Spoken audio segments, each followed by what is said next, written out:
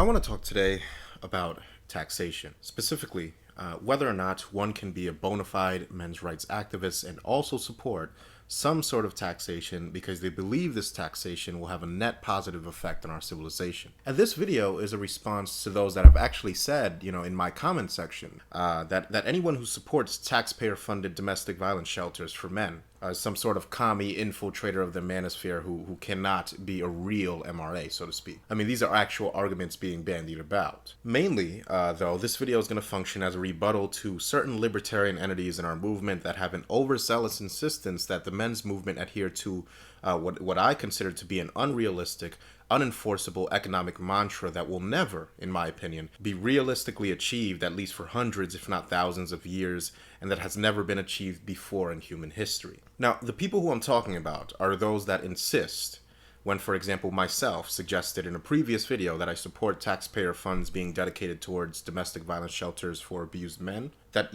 all taxation, any taxation is theft, as though the past few thousand years of organized civilization haven't existed within some kind of framework of taxation of its citizens. Now, I believe that as of right now, the best working model of civilization will include some sort of taxation of its citizenry, and the following is why. First, let's ask the question, are human beings inherently socialist creatures to any significant degree? And if so, why are we socialist? Now, the question I want to pose is whether or not there is an innate quality of human nature that makes us naturally predisposed, at times, to behavior we generally identify as socialism today. Now, what I want you to do is to think back to our Paleolithic ancestors living their nomadic lifestyles and, of course, at the mercy of Mother Nature, perhaps, 1 or 2 meals away from starvation at any given time. And think of how many countless millennia passed by with our species existing under these conditions.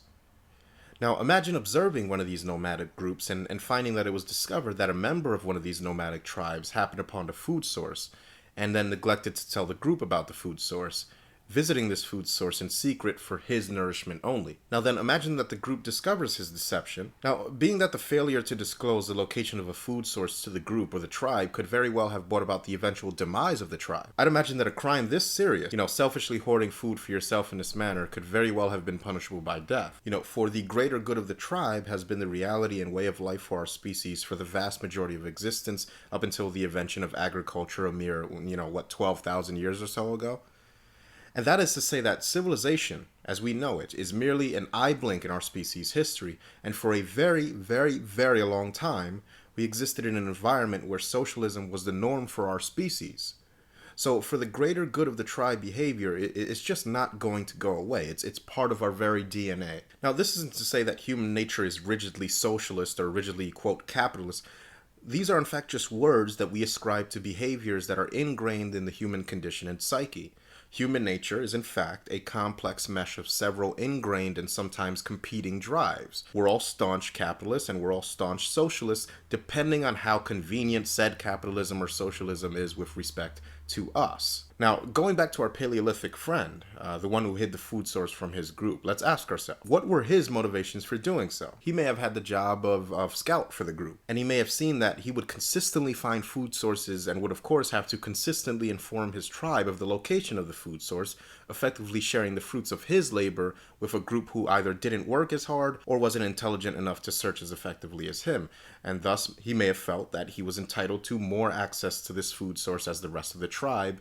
And, voila, the first capitalist was born, or at least capitalism, the dynamics that fuel it, was born. Now, which side we as human beings and as a species overall express, either capitalism or socialistic tendencies, is obviously dependent on the environment around us. Now, if you were to imagine human beings embarking on a multi-generational excursion into deep space, the inhabitants of this mission would live under a government designed specifically for the environment of the ship. That is, this spacecraft they're going to live the rest of their lives on. And the most paramount priority of this group would be to ensure continuity of the mission and the safety of the inhabitants of the mission. There could be industry on the ship, there could be innovation and jobs and even a free market, but all of this would almost certainly exist under the umbrella of a wider socialist and even authoritarian regime. There would absolutely have to be a central authority dictating that, say, one could not manufacture certain weapons on board. Any weapon that could kill even 2 or 3 critical people, engineers or pilots, for example, would have to be heavily regulated.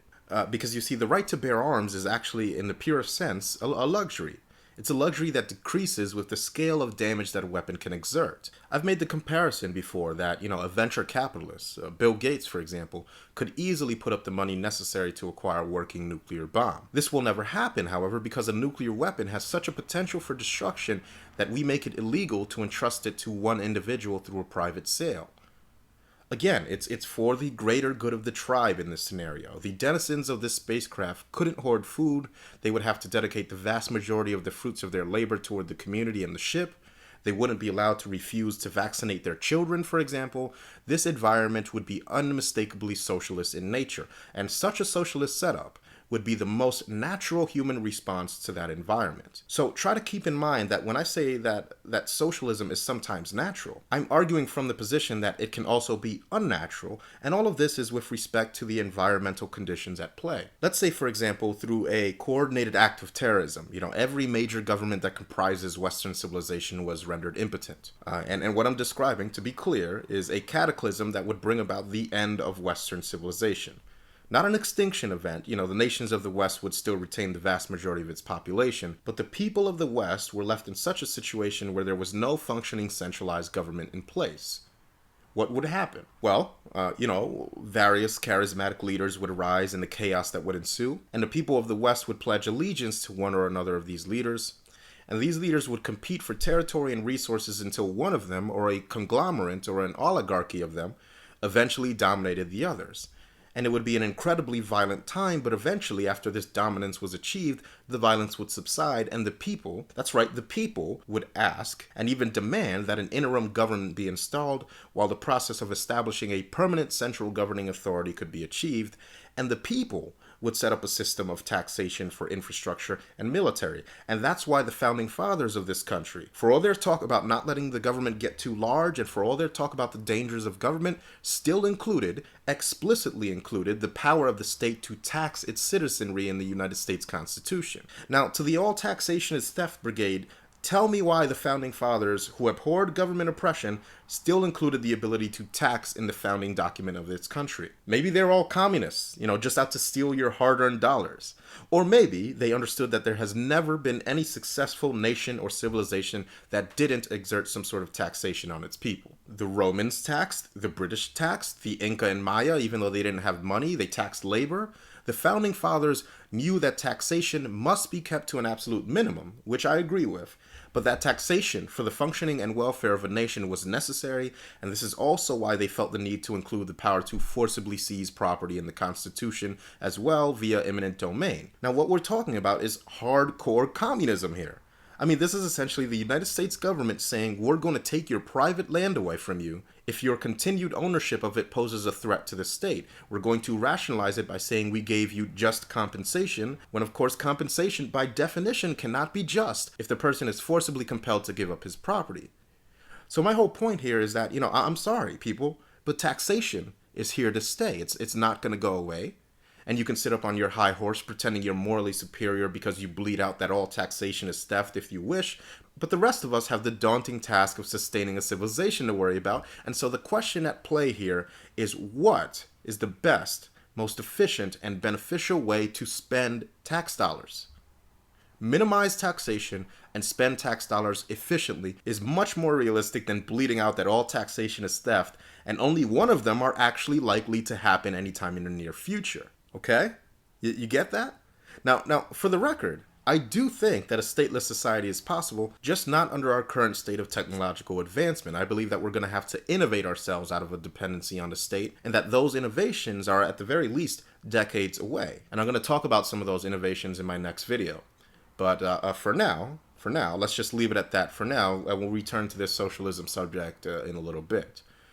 Before I get back to the topic of socialism, I want to discuss the path that humanity is going to take in the future and how our view of gender is going to factor into that. Now, when it starts becoming obvious that this path that we're heading on, where women are these proto-adults, these pre-adults that never actually graduate to adulthood, when it starts becoming apparent that our civilization simply can't be sustained for much longer while continuing on this path, then it's also going to become apparent that the generalizations we're making here on this channel, these are generalizations that have to be made. As a matter of fact, we can no longer afford to sit idly by and pretend that these generalizations aren't an important part of the assessment of our species and where we're headed as a species. The relationship between the genders and how it's going to change in the future is an important part of how we're going to plan the next 10 and 50 and 100 and even 1,000 years, and whether or not we're going to make it to the stars or languish in our tiny blue ghetto until we bring about our own demise. Of course, making these generalizations will be claimed to be overgeneralizations of women, but as I've said a great many times before,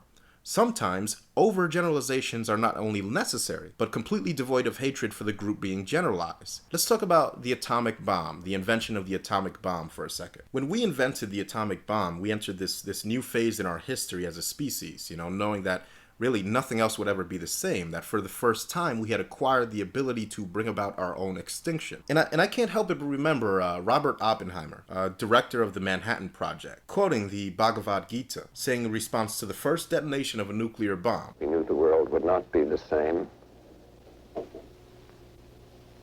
Few people laughed. Few people cried. Most people were silent. I remembered the line from the Hindu scripture, the Bhagavad Gita. Vishnu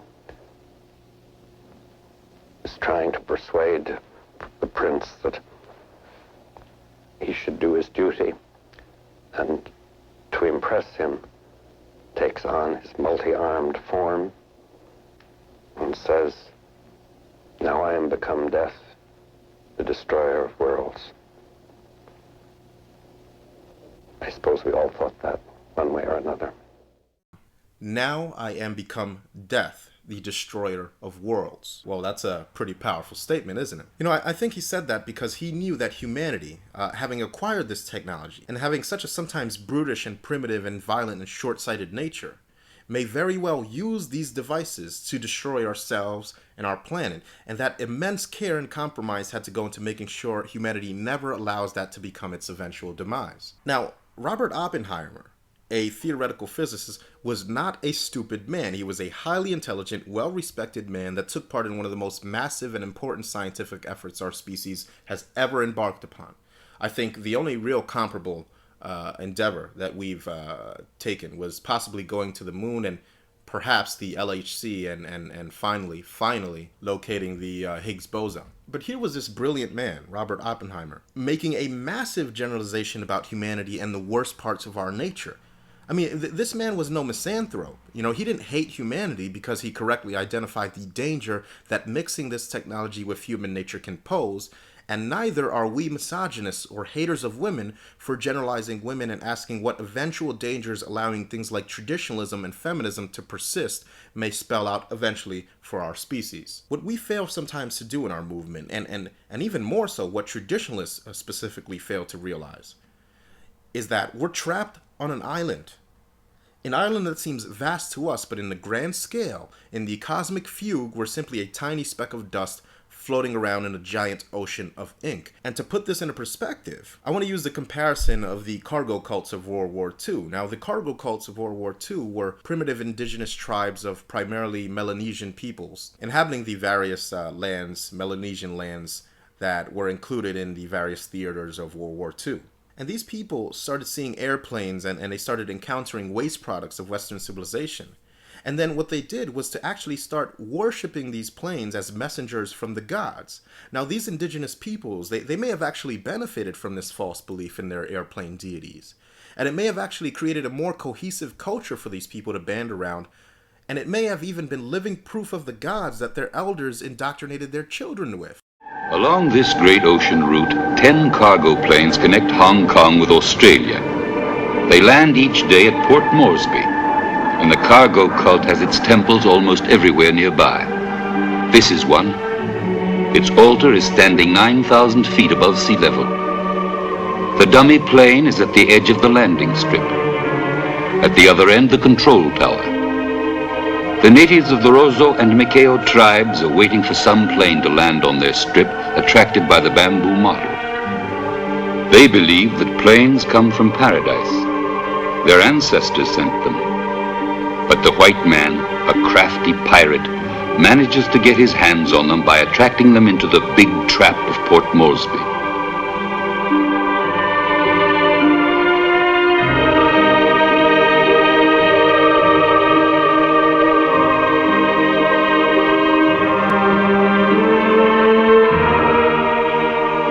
You build your plane too, says the cargo cult doctrine, and wait with faith. Sooner or later, your ancestors will discover the white man's trap and will guide the planes on your landing strip. Then you will be rich and happy. They wait, motionless, searching the sky. There is no other world beyond these mountains. So the large birds that roar up there above the clouds cannot but come from paradise. There are only their ancestors in paradise. Therefore, only their ancestors can have built the planes. The spirits of the deceased cannot know the white men. Therefore, all those wonderful things that the planes carry were meant for their descendants. They've left the mission. They've forgotten their prayers. And here they are, waiting faithfully at the doorway to the sky.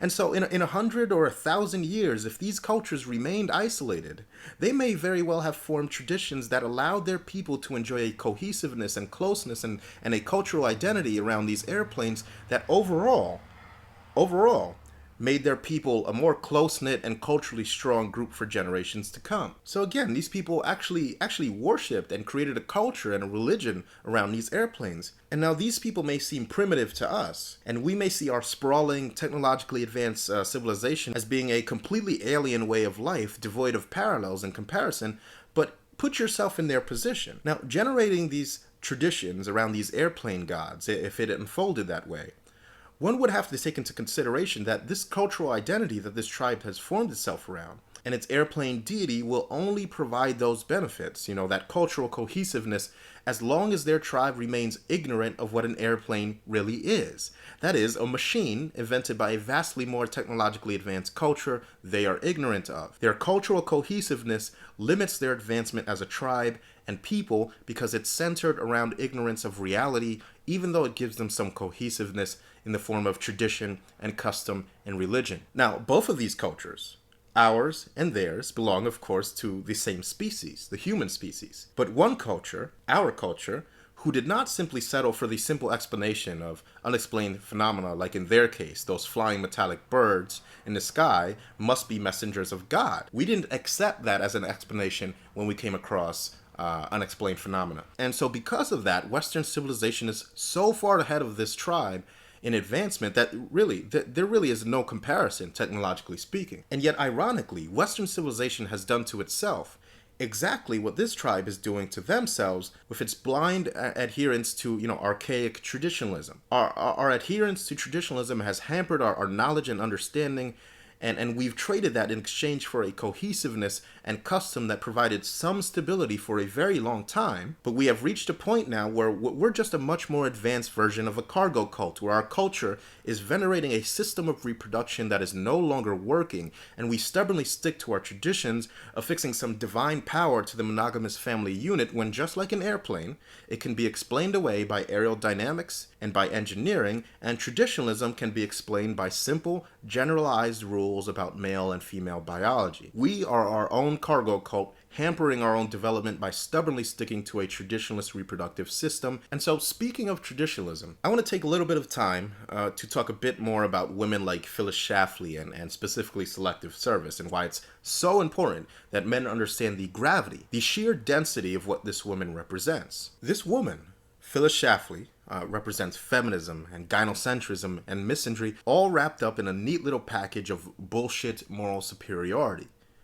Now, hopefully it's becoming clear to a lot of you folks now that feminism isn't our only enemy, But I want you guys to really understand. I mean, honestly understand why I take such exception to traditionalists and women like Phyllis Schlafly. Now, as you know, Phyllis was instrumental in preventing the passage of the Equal Rights Amendment to the United States Constitution, citing that it would harm women by opening them up to being drafted via selective service. Now, let's just remind ourselves what selective service actually is. I'll ask you the question, what does selective service actually do?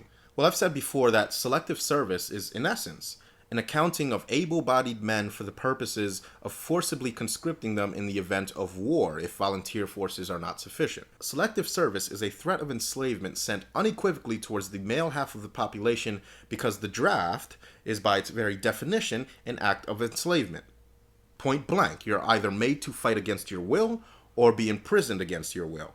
Therefore, it is slavery. Point blank, period. Now, a way of comparing the type of slavery we're talking about here is like saying that, you want a record of all able-bodied black people in America when they reach a certain age, just in case we ever have to bring back slavery in the event of some kind of economic collapse. Selective service says we need a list of able-bodied men, just in case war breaks out. And with that said, I want to finally get back to the topic of socialism for a bit. Now, the interesting thing about women like Phyllis Schlafly is that here is a woman who decries socialism, who says that people like Barack Obama are ruining the country with all this socialism. And you know what? On that note, she may very well be correct. But women like her, if you'll notice, always are the first to say something along the lines of, the fact that the rich are better at navigating the free market and generating capital for themselves is not grounds for taxing them at a higher rate.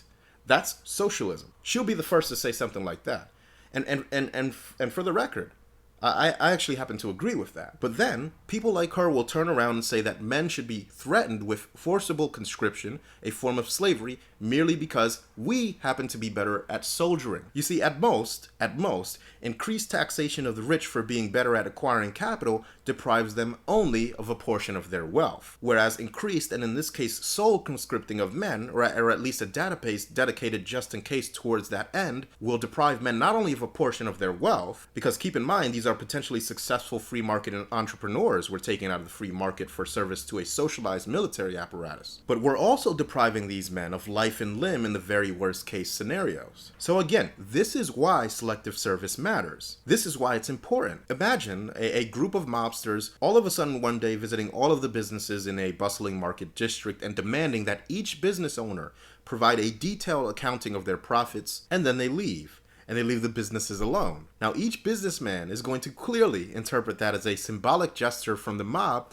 saying that we don't quite need to shake you down just yet. But if times get hard enough, we know what you're making. And that's exactly what the state is doing to us. That's exactly what the state is doing to men. And Phyllis Schlafly is quite happy to support the worst kind of socialism, this kind of socialism, which is the kind that redistributes the wealth of human male life for the greater good of the collective and for women like her specifically. She's a hypocrite and a coward of the highest magnitude who has no moral qualms about sending your son or your brother or your father to die for her protection. What greater wealth is there, after all, than your very life?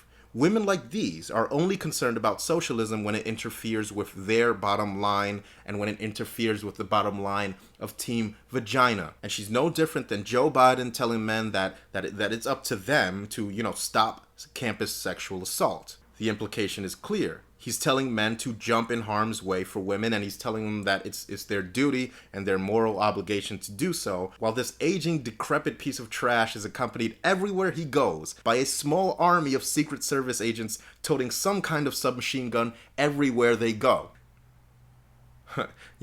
Maybe Joe Biden, maybe you should tell some of the prison guards and wardens who are actually getting paid for the safe, keyword, safe imprisonment and rehabilitation of countless male inmates to put themselves in harm's way to curb the epidemic of male rape in the prison systems, Joe.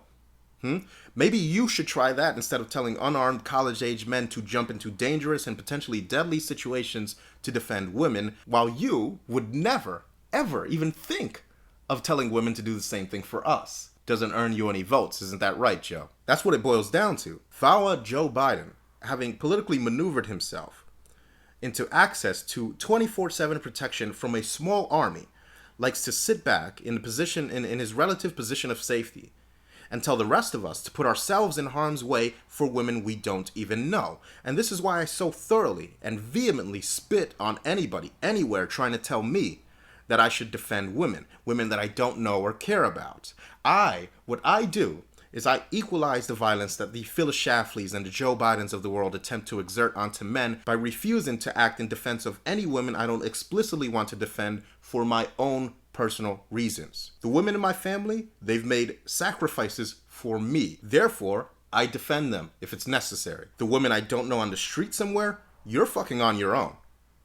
Just like I am. And you know, to all you white knights, this is when your lizard brain kicks in. And this is the part where you tell me that, you know, I'm just like the feminist or some bullshit about not staring into the abyss lest you become part of it bullshit. Fuck your catchphrase, you go defend them. You're such a big man, you go do it. That goes to all the white knights listening, and that goes to Joe Biden, and that goes to Phyllis Schlafly, that goes to all of you hypocritical pieces of trash. But back to socialism. You know, one of the reasons that I do not trust people who have an obsessive need to find socialism anywhere and everywhere is because the only place they never seem to look for socialism is within their very own ideology. Now to be clear, socialist policies, like anything else, can most certainly be destructive.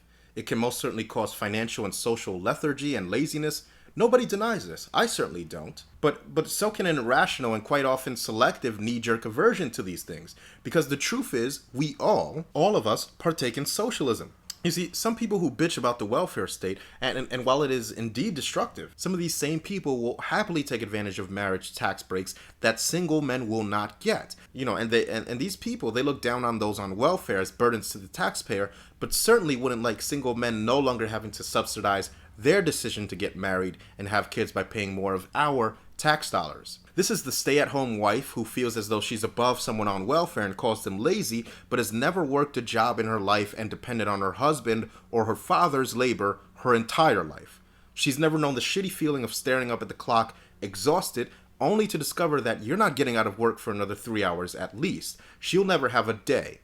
And I mean a single day of working so hard that all you do when you get home is shower, collapse in bed, wake up, and know that you have to do it all again tomorrow. She'll say, and hell, you know, even her husband might say it too, that nobody has a right to say the rich should be taxed more simply because they're better at making money, and then they'll look at you in the eye and say that women shouldn't be in the military, and they shouldn't have to sign up for selective service or fight on the front lines because men are better at soldiering, and what that really is a euphemism for is really saying that men are just better at dying for women. You know, it's this selective anti-socialism I'm talking about, where these people need to start understanding that we're all socialists and we're all capitalists. You know, what needs to be discerned is when a socialist or capitalist measure is either destructive or constructive, and we need to then employ those measures accordingly. Let's talk about Earl Silverman. Now, Earl Silverman was a man who was being abused by his wife, who tried to secure funding for a male domestic violence shelter, even saying in his own suicide note that his death is due, at least in part, to not being taken seriously on the issues surrounding services for men suffering from domestic violence.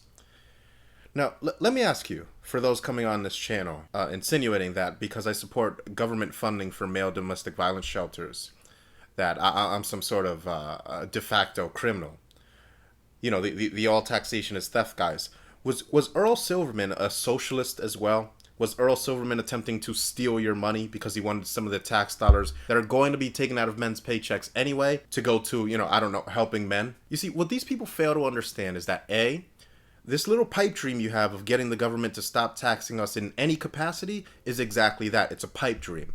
The reason this is a pipe dream is because, again, people naturally gravitate towards systems of authority and prefer a central governing authority in place because, unfortunately, human beings crave security and safety just as much as they crave freedom and independence and are in a constant tug of war between these two fundamental human desires. This is why nation states are never really permanently abolished by their people. You know, nations and governments get overthrown and replaced. Sure they do. But usually, meet the old boss, same as the new boss, is the standard operating procedure whenever governments are overthrown for the most part. And the very word revolution that is used to describe the overthrow of a government is defined as a rotation that by its very definition will bring you right back to the initial point you started at. So again, nation states are very rarely fully abolished by their people, but are always simultaneously accused of being oppressive and attempting to suppress the rights of the people, no matter how free the nation is. And this is why people like Alex Jones can talk about a globalist conspiracy to usher in a totalitarian state for, the better part of 2 decades. That's just around the corner, and people will still listen to his bullshit year after year, even though this takeover of free America or whatever never actually seems to materialize. Every year, over and over. So again, the federal US government is not going away. And taxes are not going away. And you can get mad and call everyone who tells you this a communist if you'd like, but taxes are not going away. Period. Point blank. Therefore, the next best alternative is to decide what is the most efficient way to spend tax dollars when taxation cannot be avoided, and to not tax the public when taxation isn't necessary. Because what you have to understand is that people in desperate situations will in fact reach out to a social safety net if one is in place to get back on their feet, which is exactly what I believe Earl Silverman was attempting to do. That is, to get away from his abusive wife and to get back on his feet and to dedicate his life to helping other men who are also being abused by their partners get out of that abusive situation. And God forbid he wanted to do that by using taxpayer dollars. How horribly communist. I mean, I know. So for the record, if you want to hear it directly from my mouth, yes, if the situation were desperate enough, if I was in a position where I was unemployed and unable to find employment and homeless, just like the vast other hordes of homeless men out there, and I didn't know where my next meal was coming from, then I might consider, I know it's horribly communist to do so, I might consider getting food stamps or welfare for the first time in my life. I've never had to do it, and I hope I never will have to do it. But I'll tell you what, the last thing someone in that situation is thinking about is, well, I must be a criminal if I've ever taken advantage of a government safety net, especially when that person might be starving and homeless on the streets. And you know something, I believe that most people know that it's very possible that an unfavorable luck of the draw could have set them on the eventual path to homelessness and poverty themselves. That's why people want the comfort of that safety net in place. And we've all seen young and bright people full of potential get involved with the wrong crowd and, fall into drugs and end up on the streets. The fact is that not everyone that has a potential to succeed in a free market economy does, because sometimes it simply boils down to bad luck of the draw or whatever. And a lot of times, especially in the case of youth, and especially in the case of male youth, one bad decision that almost all of us have made, but didn't end up being disastrous for us specifically, looking back, we all know that it most certainly could have been disastrous for us. And all it takes is that one mistake to be labeled as having a criminal record or whatever. This happens to men all the time. And yes, there are people without a doubt that abuse and exploit the various social safety nets that are in place. As a matter of fact, feminism is that. I mean, that's exactly what feminism is. But there are also people, without a doubt, that genuinely need help, that are suffering from problems that simply creating more jobs or growing the economy aren't going to fix. And the vast majority of people know that it's not some incredible stretch of the imagination to know that they, or someone they care about, might end up in one of these situations. A situation perhaps like Earl Silverman's. And therefore, the vast majority of people are okay with a social safety net. And yes, I'm okay with taxation for the purposes of male domestic violence shelters. If this is theft, if this is communist or socialist, then you know what? So be it. There's a pretty good example of this very type of behavior, this very type of groupthink that's found in these ultra anti-government individuals, in how disingenuous left-wing individuals attempted to slander Ayn Rand as a hypocrite for taking government-funded health insurance after she discovered that she had lung cancer. And this was touted as some grand hypocrisy by big government liberal types. And what they did and what they said was to leave out Rand's own opinion on the matter that she penned in her own objectivist newsletter, saying, quote, and this is a commentary in reference to why, in fact, Ayn Rand justified taking that government health insurance assistance. She says, quote, "It is obvious in such cases that a man receives his own money, which was taken from him by force, directly and specifically, without his consent, against his own choice. Those who advocated such laws are morally guilty, since they assume the right to force employers and unwilling coworkers. But the victims who oppose such laws have a clear right to any refund of their own money, and they would not advance the cause of freedom if they left their money unclaimed for the benefit of the welfare state administration." End quote. Now, do I like that government is taxing me to subsidize female imperatives or unnecessary wars or anything else that I find wasteful or immoral? Well, of course not. But our response is to just what? Let women and warmongers have it all? I mean, realistically speaking, not a single one of these anti-government groups has the resources or even the balls to meet the United States government in open combat and make them stop taxing us. So even if you disagree that a social safety net via taxation is acceptable, even if you believe that anyone who thinks that a single taxpayer dollar being devoted towards male victims of domestic violence is wrong, there is still a suitable justification for using taxpayer dollars to fund various men's rights initiatives.